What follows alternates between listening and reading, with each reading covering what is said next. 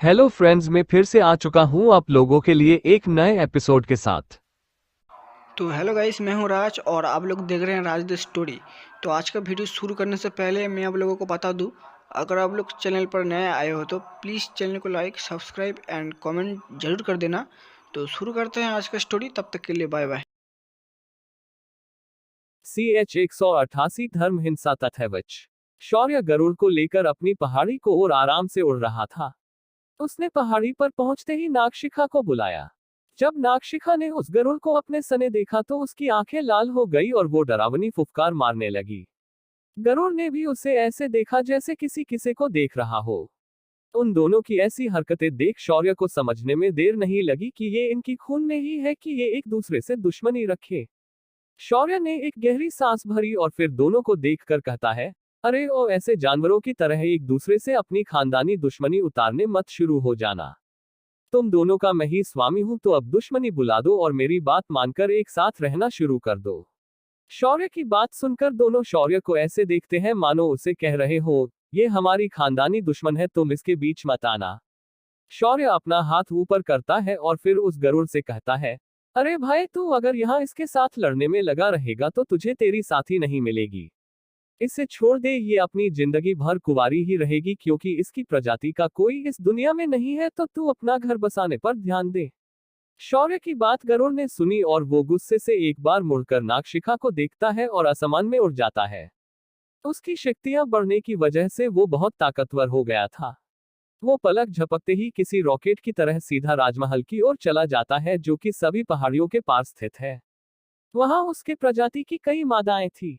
शौर्य नागशिखा की ओर देखता है और कहता है, तुम तो अपनी खानदानी दशम निकलने लगी हो मेरे सामने। पहली मेरी बात तो सुन लेती। शौर्य की बात सुनकर नागशिखा इसे घूरते हुए बोली, ये दुश्मनी हमारे खून में ही है। भले मैं अब एक वृत्रा बन चुकी हूँ, पर मैं जन्म से एक नाग ही हूँ और ये दुश्मनी मेरे अंदर के खून को उत्तेजित करती ही है। बेहतर होगा कि तुम उस गरुड़ को किसी और जगह भेज दो या फिर मुझे कहीं और भेज दो। शौर्य ने उसकी बात सुनकर नाराजगी में अपना सिर हिलाया और फिर अपनी बुलेट पर सवार होकर वापस गुरुकुल की ओर निकल गया। इधर पहली पहाड़ी पर माहौल शौक और आश्चर्य से भरा हुआ था। नीति ने अपने चाचा नंदक की ओर देखा और बोली, उसने मेरे गरुड़ को ऐसा क्या दिखाया कि वो उसे खाते ही इतना बड़ा और पूर्ण विकसित हो गया। नंदक ने अपनी दाढ़ी को सहलाते हुए नीति को देखा और कहा, वो जो कुछ भी था वो बहुत ही खास था, जो एक आध्यात्मिक जीव को उसकी ओर आकर्षित कर रहा था। तभी पीछे खड़ा लड़का मुस्कुराते हुए कहता है, चाचा जी, बेहतर होगा कि आप उसके पीछे पड़ने से खुद को रोक ले। वो लड़का यानी साक्षात यमराज है। उसकी बात सुनकर नंदक तुरंत डर जाता है। उसे पता था कि उसका ये भतीजा जो बहुत कम बातें करता है, वो जब भी बात करता है लाख फतह की बात करता है। उसे अच्छे से मालूम था कि उसका भतीजा किसी की भी भविष्यवाणी कर सकता है। उसने उसकी चेतावनी को हल्के में नहीं लिया। मगर प्रधानाचार्य चुप नहीं रहे और बोल पड़े, वो चाहे कितना भी ताकतवर हो या पर है तो निचले दर्जे का साधक ही। आज नहीं तो कल उसे उसकी गलतियों के लिए सजा मिलकर रहेगी। आप चिंता न करें नंदक जी, मैं आपके गरुड़ को आपके पास 1 महीने में वापस लौटा दूंगा। नंदक ने प्रधानाचार्य की बात को अनसुना कर दिया और फिर अपने बगल से एक शाही आदेश का पत्र निकाला और प्रधानाचार्य को देते हुए कहा, महाराज ने 1 हफ्ते बाद आपको और सभी वरिष्ठ आचार्यों को शाही भोज के लिए बुलाया है। शाही आदेश हाथ में लेकर प्रधानाचार्य उसे खोलकर पढ़ने लगा। इस आदेश में उसे और सभी वरिष्ठ आचार्यों के साथ दिव्य पुत्र और दिव्य पुत्री को लाने का आदेश था। लेकिन इस वक्त पुरानी दिव्य पुत्री ने भी अपना पद छोड़ दिया था और दिव्य पुत्र के तो क्या कहने, वो तो चलती फिरती आफत की दुकान है। प्रधानाचार्य ने कुछ सोचा और सेवक को बुलाया। फिर उसके कान में कुछ कहा और उसे बाहर भेज दिया। सेवा भी बाहर निकलकर पहाड़ी के पीछे बने गुप्त रास्ते से एक खंडा नुमा गुफा के अंदर चला गया। उसने वहां जाकर सामने बने दरवाजे पर एक उचित क्रम में उसे बजाया। तभी वह दरवाजा खुला और अंदर का नजारा उसके सामने था। यहाँ कई सारे हथियार रखे गए थे। कई महिलाएं और पुरुष इसके अंदर उन हथियारों को हाथों में लेकर एक दूसरे से लड़ रहे थे। वहीं कोने में एक आदमी इन सभी को ध्यान से देख रहा था। उस सेवक ने एक उसे प्रणाम किया और कहा, गुरुकुल के वर्तमान दिव्य पुत्र को मारना है और नए दिव्य पुत्र की तौर पर यहाँ उपस्थित लोगों में से किसी को चुनना है। ये सुनकर वह आदमी मुस्कुराया और बोला, लगता है प्रधानाचार्य अपना दांव काफी जल्दी चलने वाले हैं। चलो बच्चों, हमारा काम जल्द ही शुरू होने वाला है। इतना कहकर वह आदमी एक शैतान हंसी हंसते हुए बगल में बने कमरे में चला गया। इधर शौर्य अपनी बुलेट पर घूमते हुए इस पहाड़ी से उस पहाड़ी जा रहा था और वहां स्थित सभी चीजों के बारे में जानने की कोशिश करने लगा। घूमते घूमते जब वह छठी और पांचवी पहाड़ी के बीच बसे बड़े जंगल के अंदर पहुंचा तो उसे तुरंत पता चला कि कुछ लोग जो उसका इतनी देर से दूर से पीछा कर रहे थे वो अचानक अपनी गति बढ़ाकर उसकी तरफ आने लगे हैं। शौर्य ये समझते ही मुस्कुराने लगा और चलती हुई गाड़ी को उसने तुरंत हवा में ही अपने रिंग में डाल दिया और वह अचानक पलट गया। उसके पलटते ही कई सारे काले साए शौर्य के सामने आ गए। उसके सामने खड़े सारे साधक संत स्तर के योद्धा थे। उन्होंने बिना कुछ कहे शौर्य पर अपनी शक्तियों से हमला कर दिया। शौर्य की तरफ एक चीज बड़ी तेजी से हवा को करते हुए बढ़ रही थी। ये चीज किसी को भी नहीं दिख सकती थी। शौर्य ने लेकिन इस चीज को महसूस किया, पर उस पर कोई रिक्तियों देता उससे पहले ही वो चीज उसके शरीर से टकरा गई। अगले ही पल शौर्य का यूनिफॉर्म 2 टुकड़ों में कट गया। शौर्य ने अपने कटे हुए यूनिफॉर्म को उतारकर फेंका और अपने शरीर के मांस को दिखाते हुए उन लोगों की तरफ देखने लगा। लेकिन अब उनके आंखों में हैरानी दिख रही थी। शौर्य उनकी हैरानी की ओर देखा भी नहीं और हंसते हुए उनकी तरफ चलने लगा। इस बार मुझे लड़ने में मजा आना चाहिए, वरना मैं तुम लोगों को बाद दर्दनाक मौत दूंगा। शौर्य के चेहरे की मुस्कान देखकर उन लोगों के रीढ़ की हड्डी में कंपकंपी दौड़ गई। उन्होंने खुद को संभालते हुए शौर्य पर दूर से ही अलग अलग तत्वों का उपयोग करके हमला करना शुरू कर दिया। शौर्य उन सभी हमलों को अपने शरीर पर झेलने लगा और हंसते हुए उनकी ओर बढ़ने लगा। शौर्य एकदम आराम से उनकी ओर बढ़ रहा था और वो लोग डर से अपने कदम पीछे ले रहे थे। अचानक उनमें से एक आदमी पीछे मुड़ा और चिल्लाते हुए बोला, सब लोग जल्दी भागो यहाँ से, ये स्वादिष्ठान चक्र का साधक नहीं है ये। उस आदमी की बात अधूरी रह गई क्योंकि अगले ही पल शौर्य ने अपने हाथ में एक पेड़ की टहनी उठाई और उसके गले के आर पार कर दी थी। शौर्य उन लोगों की ओर फिर मुड़ा, पर वो लोग समझ गए थे कि शौर्य से वो लोग जीत नहीं सकते। उन लोगों ने तुरंत अपने रास्ते अलग अलग दिशा में चुने और छलांगे लगते हुए पेड़ पर से कूदते हुए वो लोग भागने लगे। लेकिन उन्हें ये पता नहीं था कि शौर्य अपने दुश्मनों को कभी भी भागने का मौका नहीं देता। अचानक सभी भागते हुए लोग किसी अदृश्य दीवार से टकराकर धड़ाम से गिर गए। वो लोग वहां से आगे बढ़ने की जी तोड़ कोशिश कर रहे थे, मगर वो उसे पार नहीं कर पा रहे थे। उन लोगों में से एक आदमी बोला, मुझे लगता है हम इस अदृश्य कवच में फंस गए हैं। ये लड़का कोई आम साधक नहीं है। हमने इस बार प्रधानाचार्य के कहने पर गलत जगह हाथ डाल दिया है। तभी दूसरा आदमी शौर्य से माफी मांगते हुए कहता है, देखो हमें माफ कर दो, हम तो सिर्फ उस प्रधानाचार्य के आदेश का पालन कर रहे थे। तुम्हें हमें मारने की बजाय उस प्रधानाचार्य से लड़ना चाहिए।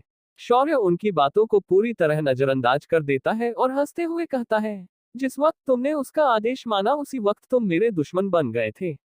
तुमने मेरे गुरुदेव विष्णुदत्त को भावना छोड़ा था। इससे एक बात तो साफ है कि जब तक तुम जैसे पालतू कुत्ते उस प्रधानाचार्य के पास है वो कुछ भी कर सकता है, पर अगर तुम ही ना बचो तो वो किसे मदद के लिए बुलाएगा।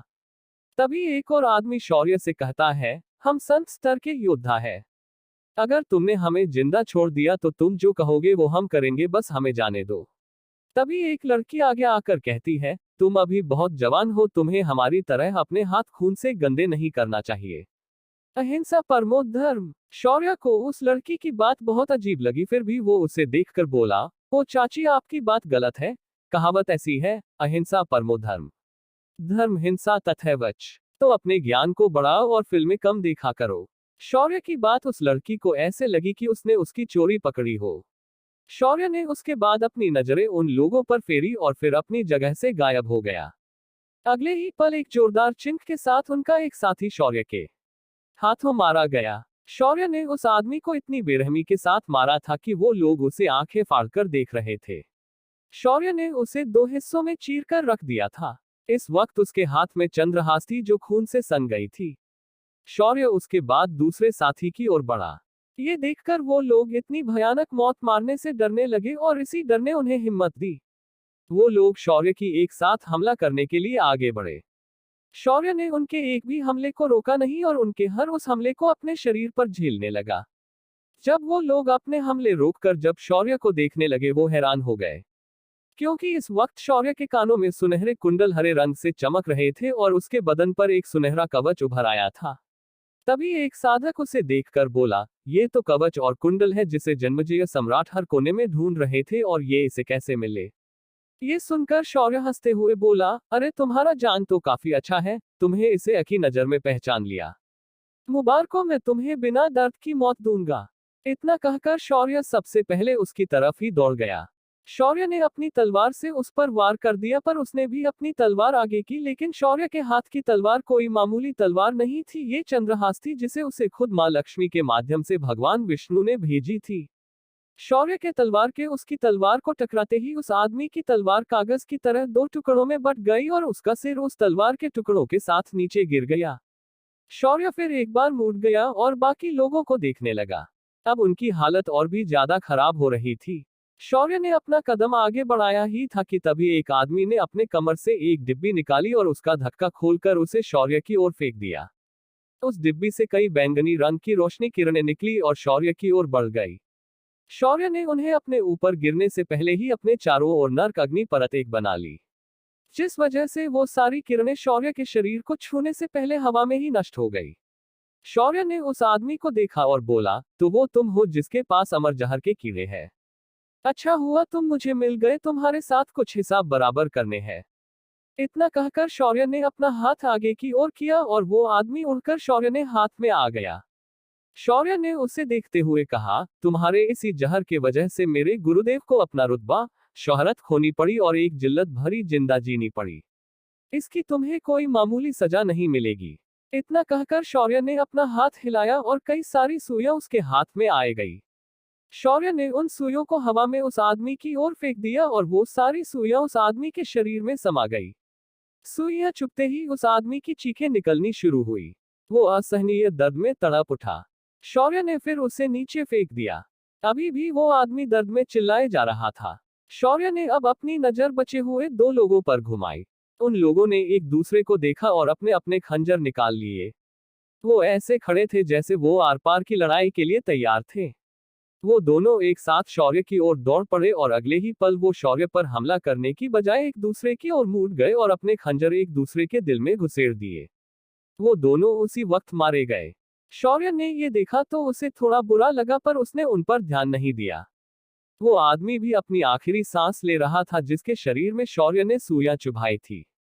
उसने शौर्य को देखा और अपना हाथ ऊपर करके अपने बंद होती आवाज में कुछ कहा और आखिरी सांस ली। उस आदमी के मरते ही वहां मौजूद लाशों से कई सारे लाल रोशनी के किरण निकले और शौर्य की ओर बढ़ गए। शौर्य इस बार कुछ भी नहीं कर पाया और वो किरण एक के बाद एक उसके शरीर में उतर गए। तभी शौर्य के माथे पर एक लाल बिंदी जैसा निशान आ गया। उन सभी को खत्म करने के बाद उन सभी की लाशों को शौर्य ने नर्क की आग से जल डाला और अपना बैरियर हटा दिया। जब उसने कंफर्म किया कि इन लोगों में से कोई नहीं बचा तो शौर्य ने अपनी बुलेट निकाली और फिर एक बार आवाज करते हुए गुरुकुल की ओर निकल गया। दूसरी पहाड़ी पर पहुंचकर शौर्य बाकी छात्रों की तरह वहां बैठकर अभ्यास करने लगा। वो सिर्फ ये दिखाना चाहता था कि वो भी उन लोगों की तरह अपना अभ्यास इस गुरुकुल के अंदर करने लगा है। शौर्य तो अपना अभ्यास करने लगा था, पर गुरुकुल के छात्र उसे पूरी तरह इग्नोर करके इसके बुलेट के पास जाकर उसे देखने लगे। उनकी इच्छा तो बहुत हो रही थी कि इसके ऊपर एक राइड लगाए, पर वो लोग खुद को कंट्रोल कर रहे थे। उन्हें ये अच्छे से पता था कि इस गाड़ी का मालिक एक साइट की तरह है। क्या था वो लाल निशान जो शौर्य की माथे पर बन गया थे? क्या करेगा प्रधानाचार्य जब उसे पता चलेगा कि उसके सारे खोजी शौर्य के हाथों मारे गए हैं? कौन थे वो लोग जिन्हें आगे की तैयारी करने के लिए कहा था?